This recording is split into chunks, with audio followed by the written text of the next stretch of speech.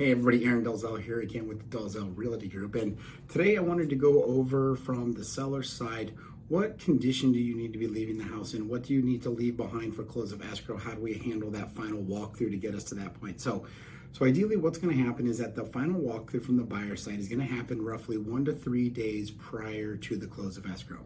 Now, a couple things that we need to really make sure that are still taking place during that time is that you need to be upkeeping the house, from the landscaping issues, the overall general upkeep of the home. So we're also going to need the gas, the power, the water, those things left on so that the buyer and their agent can come through and inspect the things that they need to do a final inspection on. The house needs to be in similar condition to when they entered the contract. So without those things on, they can't be tested, and you could be held liable for any of those things that are not working because those things were off at that time. Now, this doesn't mean that every buyer is gonna do a walkthrough. You may have some buyers that just sign off on the walkthrough sheet altogether, and we can kind of be done with that and move on, but it is their right to do that. So let's make sure we keep the gas, power, and water on during that process. Now, once we get past that stuff and we get to the final close of escrow, what kind of condition does the property need to be in when you hand it over? Well, it needs to be in neat, orderly fashion. It needs to be broom clean condition, okay?